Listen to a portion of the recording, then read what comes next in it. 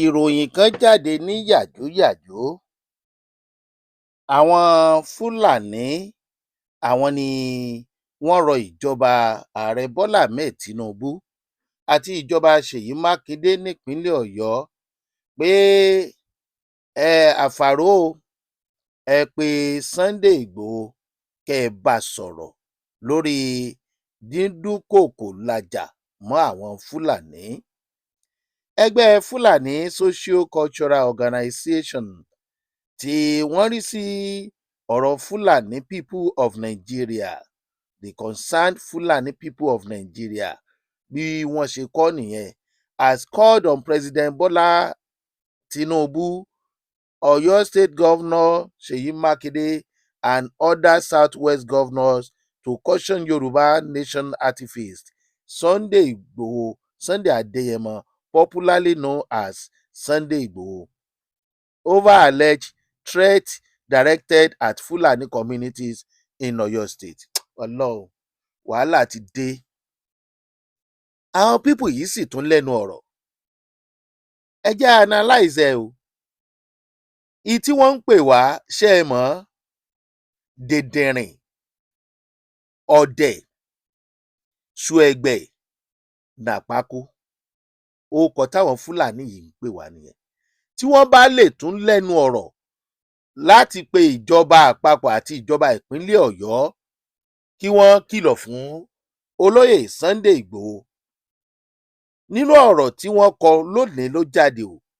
Àwọn ẹgbẹ́ ẹ̀ sọ wípé Sunday Igboho reportedly issued an ultimatum to Fulani leaders over alleged abduction of a woman and her children, warning of retaliation if the victims are not released within 2 hours. Yay!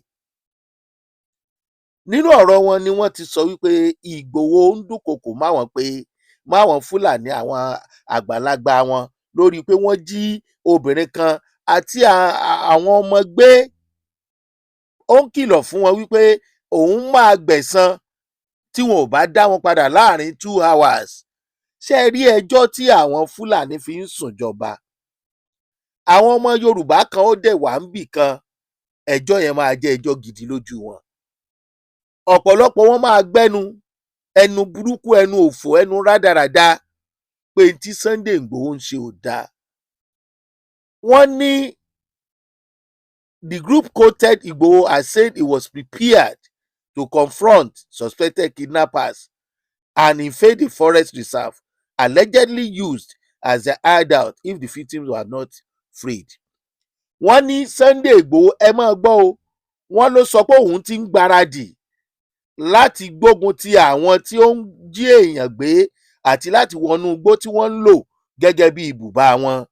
Ṣé ń gbọ́ ẹjọ́ tí wọ́n ń rò nínú lẹ́tà àbí nínú ọ̀rọ̀ tí wọ́n kọ síjọba? Wọ́n wá ní àwọn ẹgbẹ́ yìí, ìyẹn the organization, warned that profiling Fulani communities for crimes allegedly committed by individuals could deepen ethnic tensions and worsen insecurity in the country. Bí Sunday Igboho bó ṣe ń fi ẹ̀sùn tí àwọn Fúlàní ò ṣẹ̀ tó fi ń kàn wọ́n, wàhálà dé o. Tó jẹ́ pé individuals, àwọn èèyàn kan ló ṣe ẹ̀ṣẹ̀ yẹn tí kì í ṣe Fúlàní, ó lè padà ṣe àkóbá fún ètò ààbò orílẹ̀-èdè Nàìjíríà. Ẹni tó fọwọ́ sí ìwé ọ̀hún ni Ibrahim Bakindo Shubado. Àwọn ẹgbẹ́ ìwà ni the group said Fulani people should not be collectively blamed. Ìyẹn ni pé gbogbo Fúlàní kọ́ ni wọ́n máa nàka àléébù sí. Ṣé ẹ gbọ́ báyìí? Ṣé ẹ gbọ́? Ẹ dúró ná ẹ̀yin èèyàn tí ẹ ń gbọ́ wá lé lórí ìkànnì tá a ti ń sọ òótọ́ tó korò. Kí ló ṣẹlẹ̀ sọ́mọ Yorùbá báyìí? Wọ́n ní kí Sunday Igboho kó dákẹ́, báwọn yòókù bá dákẹ́ kán lè máa mú wa pa bí ẹran. Ṣé rí i pé ẹni tó sọ̀rọ̀ yìí àrùn ọpọlọ ti ń dà láàmú? Ṣé ẹ gbọ́ bí wọ́n ṣe ronú?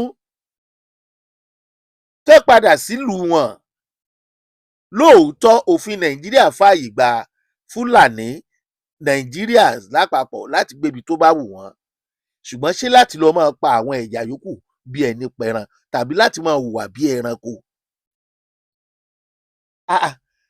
Instead kí a jọ gbógun ti àwọn tí wọ́n sọ wípé wọ́n ń hùwà àbàjẹ́ yìí, wọ́n dákẹ́ tí kì í bá ṣe àwọn, kí ló dé tí wọn ò pawọ́pọ̀ pẹ̀lú Sunday Igboho? Àwa kọ́ o, jẹ́ ká jọ pawọ́pọ̀ ká jọ lé àwọn kọ̀lọ̀ràn sí.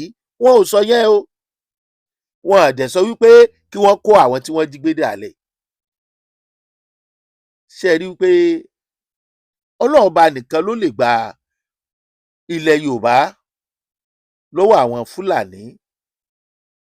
Àwọn Fúlàní tí wọ́n ń jí wa gbé, tí wọ́n ń rape, fipá bá àwọn obìnrin wa lò pọ̀, tí wọ́n ń pa àwọn ènìyàn wa, tí wọ́n sì ń dojú ìbọn kọ àwọn ọmọ kéékèèké, wọ́n dẹ̀ tún claim right. Wọ́n dẹ̀ tún sọ pé àwọn jàre. Ta ni yóò gbà wá? Ṣé rí ìwà tí wọ́n ń hù yìí, tí wọ́n ń pariwo olóyè Sunday Igboho yìí, àwọn èèyàn bíi Sunday Igboho pọ̀ nílẹ̀ Yorùbá o.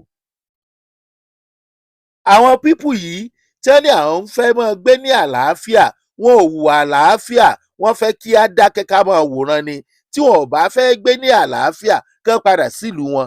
Ọmọ Yorùbá kì í ṣe oníjàgídíjàgan. Wọ́n sún Yorùbá, wọ́n sún kàgírí bọ̀. Ẹ̀yin olóṣèlú, ẹ̀ ń dìbò lọ́wọ́. Àwọn tó ń gbénú igbó yìí, inú igbó orílẹ̀-èdè Nàìjíríà ni. Bí kì í bá ṣe wípé wọ́n ń pa ènìyàn, wọ́n ń jìyàn gbé, wọ́n ń gba ransom, wọ́n ń rape àwọn obìnrin. Àwọn nǹkan tó ń fúnyàn ní hypertension ni ìròyìn tó ń jáde lójoojúmọ́, 92% ọ̀dọ̀ wọn dẹ̀ ni. Kò sẹ́ni tó máa sọ̀rọ̀ o. Irú àwọn ẹgbẹ́ tó sọ̀rọ̀ yìí, ṣé wọn kì í ṣe ẹgbẹ́ tó yẹ kí ìjọba ó fura sí, kán dẹ̀ mú ẹni tó fọwọ́ sí ìwé yẹn àti gbogbo wọn kán kó wọn dà sátìmọ́lé, torí pé ara àwọn bandit ni wọ́n máa wà.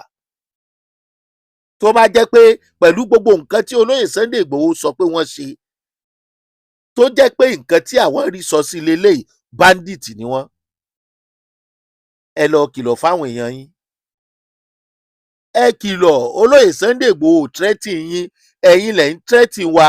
Inú igbó ilẹ̀ Yorùbá lẹ wà, tẹ́ ti ń jí àwọn èèyàn gbé, tẹ́ ti ń pa àwọn ènìyàn. Kí ló burú nínú kọ́mọ onílùú kìlọ̀ fún yín? Àwọn wo ló wà lẹ́yìn àwọn pípù yìí gan? Ó yẹ kán àwọn Fúlàní yìí, ẹ jẹ́ kán padà sílẹ̀ bàbá wọn kálàáfíà ó lè jọba. Tí wọ́n bá wá fẹ́ bá wa gbé, èyí tó bá fẹ́ bá wa gbé nú lé àkókò ìgbà yẹn, à á lè mọ bá a ṣe fẹ́ sọ̀rọ̀ ara wa. Kí la tún wá kiri? Evidence wo ni wọ́n tún ń wá tí wọ́n sọ pé àwọn Fúlàní kọ́ ló ṣiṣẹ́, lẹ́yìn ìgbà tí Sunday Igboho tó pàṣẹ fún àwọn Fúlàní pé òun fún wọn 24 hours allegedly tí wọ́n ní wọ́n dá wọn mọ̀ padà. Àwọn wo wá ní ẹ̀yin burúkú láàrin ìlú? Ẹ̀yin tó yẹ kẹ́ ẹ bára yín sọ̀rọ̀. Ẹ lè pe àwọn àbúrò yín, ẹ̀gbọ́n yín tí wọ́n ń jí àwọn èèyàn gbé pé kán má ṣe bẹ́ẹ̀ mọ́ nítorí àjẹ́ńdà yín, nítorí òṣèlú. Ẹ̀yin lẹ ní Nàìjíríà lójú ara yín. Ẹ̀sìn yín nìkan lẹ fẹ́ kí gbogbo ọmọ orílẹ̀-èdè Nàìjíríà ṣe, nǹkan tí kò possible. Ẹ tó lẹ́nu ọ̀rọ̀. Ojú gbà mí tí fún orílẹ̀-èdè Nàìjíríà àtàwọn tó ń ṣe ìjọba wa. Tí agbára wọn ò bá fi ká ètò ààbò, kí ló kù? Kí là ń gbádùn nínú ìjọba? Kí là ń gbádùn nínú ìjọba? Nǹkan kan ò gbọdọ̀ ṣe olóyè Sunday Igboho. Ẹ̀yin ìjọba tí wọ́n ń pè, tẹ́ ẹ̀ bá lè dìde fún ìrànlọ́wọ́ àwọn ọmọ ènìyàn ní ilẹ̀ Yorùbá, ẹ má gbàbọ̀dè fún wa. Irú àwọn ẹni ó yẹ kẹ́ ẹ pè wọ́n, kẹ́ ẹ bá wọn sọ̀rọ̀ ni níbi tí wọ́n ti ń gbọ́. Kán sọ fáwọn èèyàn wọn kán jáwọ́. Ẹ ti ń sún ọmọ Yorùbá kan ògiri, ta ló máa wò kán máa pa òun, kán máa pa ẹbí òun? Wọ́n ń lé àwọn ènìyàn kúrò nínú ìlú wọn ọ̀pọ̀lọpọ̀ ti ń sá lọ kúrò nínú ìlú, wọ́n ń kóra wọn wábẹ̀ láti gbébẹ̀, wọ́n ń fọgbọgbọ́n gba ilẹ̀ wa lọ́wọ́ wa, ẹ dẹ̀ ń wòran ẹ̀yin olóṣèlú yìí. Ọlọ́run mọ nọ́mbà ilé yín o, kò sí tá a lè ṣe fún yín, ṣùgbọ́n Ọlọ́run lè ṣe mẹ́wàá fún yín, ìyẹn ẹ̀yin tẹ́ ẹ bá mọ̀ nípa wàhálà tó ń ṣẹlẹ̀. A sọ pé ẹ mọ̀ ń pẹ̀, ṣùgbọ́n ó yé yín jù wá lọ. Àwọn tó kọ lẹ́tà sí yín, bóyá tiwọn lẹ máa gbọ́ o, tẹ́ ẹ máa dá olóyè Sunday Igboho lọ́wọ́ kọ́, bóyá ẹni tó ṣe láti gba àwọn tí wọ́n jí gbé kalẹ̀ bóyá ẹ̀ṣẹ̀ ni, a máa retí èsì fún wọn. Ẹ ṣé bẹ́ẹ̀ ṣe ń gbọ́ wa o.